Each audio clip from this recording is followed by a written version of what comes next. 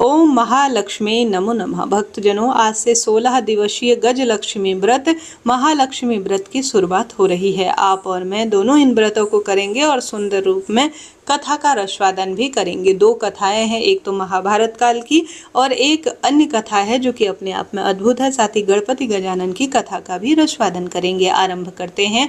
मेरे साथ आप सभी भी वंदन करते हुए अपने इष्ट पितृ देवी देवताओं का ध्यान करें और मेरे साथ कहें, ओम महालक्ष्मी च विद्महि विष्णुपत्नी च धीमहि तन्नो लक्ष्मी प्रचोदयात्। हर हर महादेव। श्री शिवाय नमस्तुभ्यम।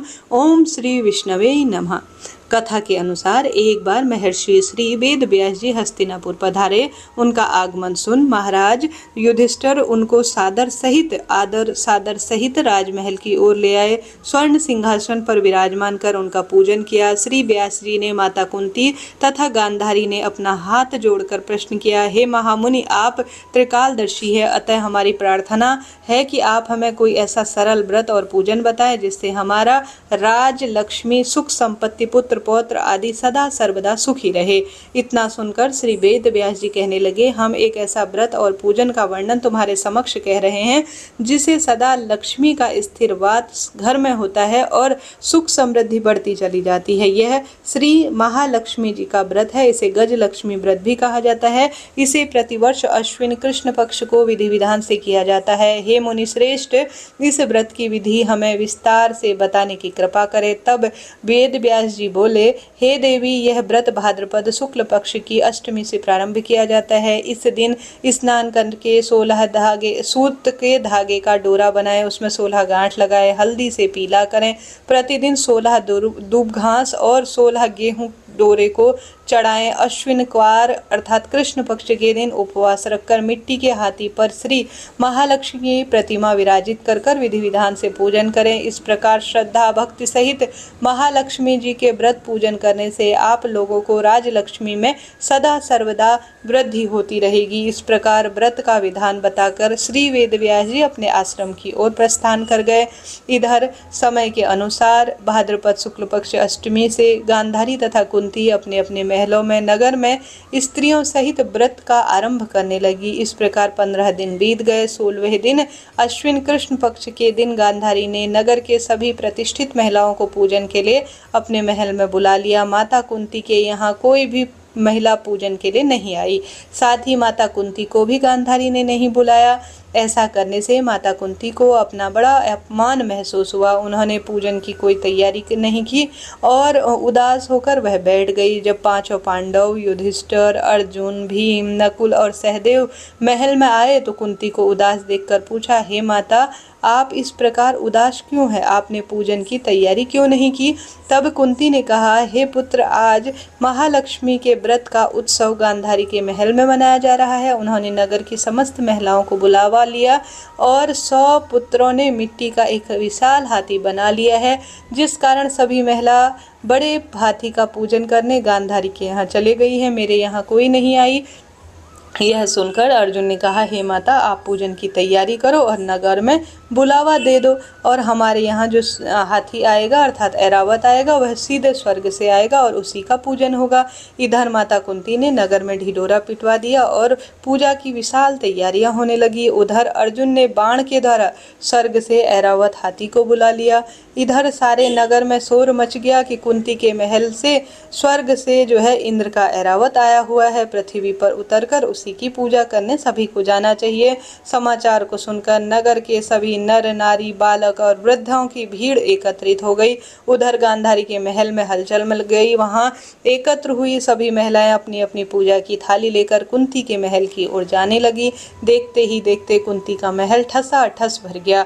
माता कुंती ने ऐरावत को खड़ा करके हेतु अनेक रंगों की चौक पूर्वाकर नवीन वस्त्र बिछवाकर सुंदर उसका स्वागत किया। नगरवासी स्वागत की तैयारी में फूल माला, अबीर, गुलाल, केसर हाथों में लिए पंक्तिबद्ध स्वरूप में खड़े थे। जब स्वर्ग से ऐरावत हाथी पृथ्वी पर उतरने लगा तो उसके आभूषणों की ध्वनि गूंजने लगी। ऐरावत के दर्शन होते ही जय जयकार के नारे लगने लगे। शाम के समय इंद्र का भेजा हुआ हाथी ऐरावत माता कुंती के नगर में चौक में उतर आया। तब सब नर नारियों ने पुष्प, माला, अबीर, गुलाल, केसर आदि सुगंधित पदार्थ चढ़ाकर उसका स्वागत किया। राज्य पुरोहित द्वारा ऐरावत पर महालक्ष्मी की मूर्ति स्थापित कर वेद मंत्र उच्चारण द्वारा पूजन किया गया। नगर वासियों ने भी महालक्ष्मी पूजन किया। फिर अनेक प्रकार के पकवान लेकर ऐरावत को खिलाए और यमुना का जल भी उसे पिलाया। राजपुरोहित द्वारा स्वस्ति वाचन करके महिलाओं द्वारा महालक्ष्मी पूजन किया गया।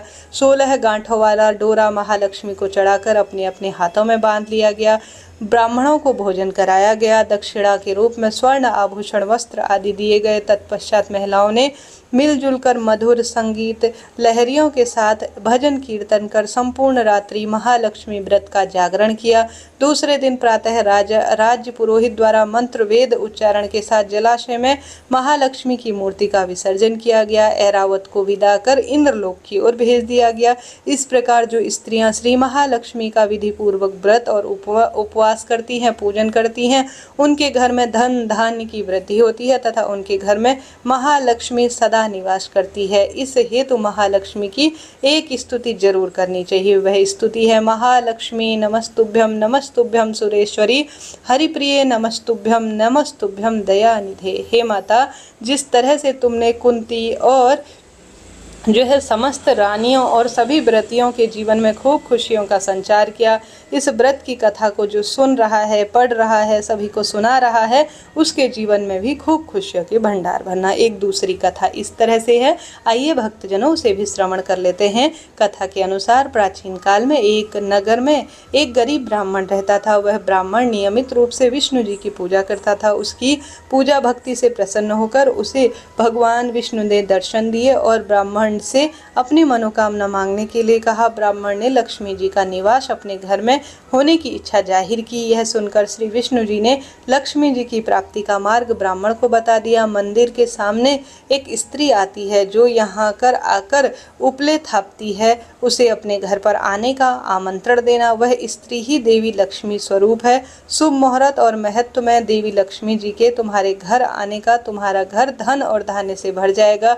यह कहकर श्री विष्णु जी चले गए। अगले दिन वह सुबह 4 बजे ही मंदिर के सामने बैठ गया। लक्ष्मी जी उपले थापने के लिए आई तो ब्राह्मण ने उन्हें अपने घर पर चलने का निवेदन दिया। ब्राह्मण की बात सुनकर लक्ष्मी जी समझ गई कि यह सब विष्णु जी के कहने पर यहाँ आया हुआ है।